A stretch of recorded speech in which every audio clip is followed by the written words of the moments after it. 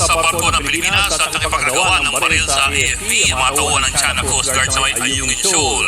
May Pilipino sundalo pang naputulan ng daliri.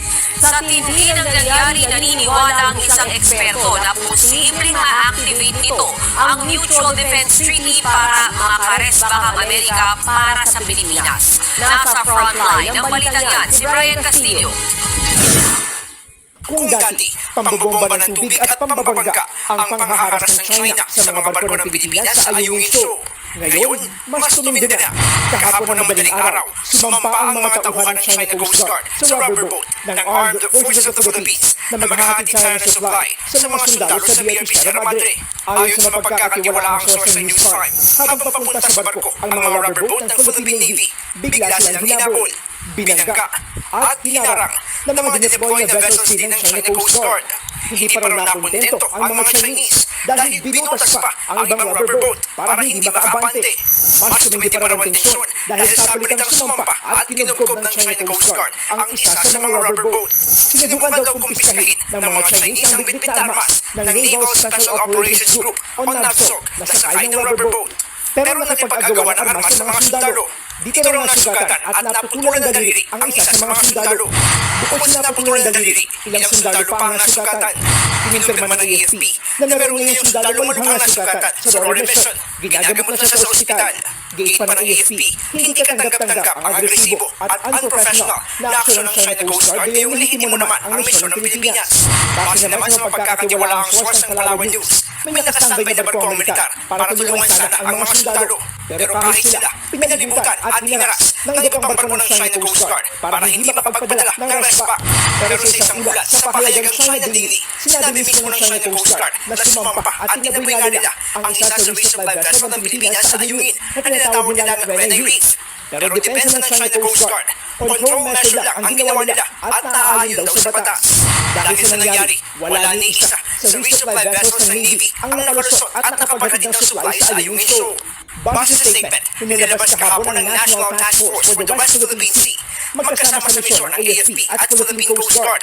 Pero ang sabi kanina ni PCG spokesperson Jacob Gabriela, the recent resupply conducted by the Armed Forces of the Philippines yesterday, the Coast Guard is just a supporting element every time they go to the supply.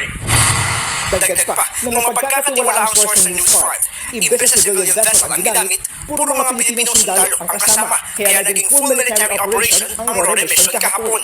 Hindi raw isinama ang PCG. Naniniwala sa International Affairs Analyst Professor Renato de Castro na pinalala ng China ang tensyon sa pinag-aagawang teritoryo. May ituring daw itong pag-atake sa ating militar na posibleng maging dahilan para ma-activate ang Mutual Defense Treaty ng Pilipinas at Amerika. Nakasaad dyan na kapag inatake ang Pilipinas, re-respect ang Amerika. Any armament that could trigger the Mutual Defense Treaty is not limited to kinetic action, meaning the use of force. It could be any actions that could cause damages to properties, injuries, and death to uniformed service personnel. Sabi naman ng security analyst na si Chester Cabalza, kung nagawang sumampa ng mga tauhan ng China Coast Guard sa barko ng Pilipinas, hindi malayong baka gawin din nila yan sa BRP Sierra Madre na nasa Ayungin Shoal na pasok sa exclusive economic zone ng Pilipinas. Kapag nag-board sila doon sa BRP Sierra Madre, ibig sabihin gusto nilang sakupin ang teritoryo ng Pilipinas. Kapag nangyari yan, ibig sabihin kailangan na natin i-invoke yung Mutual Defense Treaty. Kahit walang armed attack, that is a direct occupation, a direct invasion.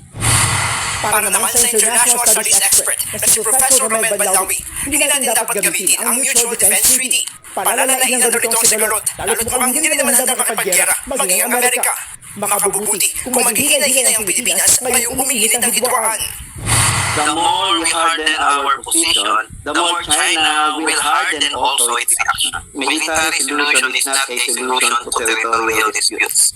The only solution to territorial disputes is peaceful settlements. Kung si dating Defense Secretary Orly Mercado naman ang tatanungin, hindi naman gera ang kailangan. Pero dapat marunong tayo dumiskarte, gaya ng ginagawa ng China na pang-water cannon. Hindi bakbakan ng labanan dyan eh. Utakan, gitgitan. Bakit hindi rin tayo gumamit ng water cannon? Tapos ipambomba natin yung tubig ng Pasig River para magkaroon sila na sa katutak na infeksyon. Dagdag pa ni Mercado, alam naman ng mundo na Pilipinas ang nanalo sa arbitral ruling at walang legal na basihan ng China. Katunayan, nagpahayag ng pagkondena sa China ang Amerika, Canada, Japan, Australia, Germany, United Kingdom, France at South Korea. Bagamat naunang iginit ni Defense Secretary Gibo Teodoro na tutuparin nila ang kanilang mandatong protektahan ang soberanya ng Pilipinas.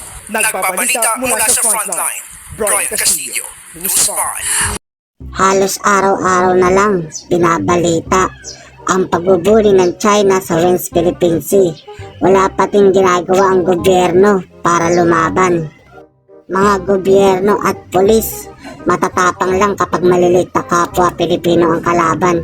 Pero kapag ibang bansa na ang kalaban, sobrang takot, halos walang magawa. Umuwi na lang kung di nyo kaya protektahan ang Pilipinas. Sayang lang ang pasahod sa inyo ng taong bayan. Di nyo kayang tulungan ang sundalo natin sa West Philippine Sea. Lagi na lang ba tayo aasa sa mga kaalyado ng Pilipinas? Hanggang kailan tayo magtitiis sa pang-aapi ng Chinese? Kung ipinapakita natin na takot tayo, ulit-ulitin lang nila ang pangaharas sa atin ng mga China na yan. Tapos sasabihin ng gobyerno, huwag matakot ang mga mangingisda. Mga uniform personnel nga natin wala halos magawa. Anong tawag dyan? Human sacrifice ang mga mangingisda natin? Ito guys, meron na naputulan ng daliri ng sundalong Pilipino dahil sa pangagaw ng China sa mga armas. Wala pa din magawa ang gobyerno natin. Puro lang salita, wala naman sa gawa. Ang katotohanan kasi, matatapang lang ang mga gobyerno natin sa mga maliliit na Pilipino. Pero kapag ibang bansa na yung kalaban, halos magtago na sa takot. Diba? Real talk lang. Justice system nga, hindi nila maayos-ayos eh. Diyan pa kaya sa West Philippine Sea, hindi na rin talaga nakakapagtaka. Diba? Lagi na lang binabalita ang ginagawa ng China sa Pilipinas. Pero mga gobyerno natin hanggang salita lang, wala namang ginagawa. Matapang lang ang ating gobyerno kapag sa maliliit na Pilipino ang kalaban. Diba?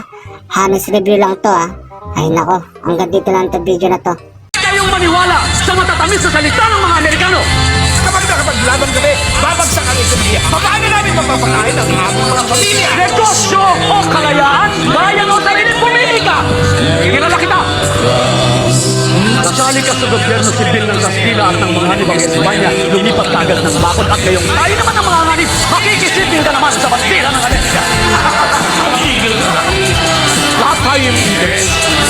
Tao lang tayo. Paano ninyo nasisigurang pag-usapan ng negosyo kung mga alipin tayo sa sarili natin?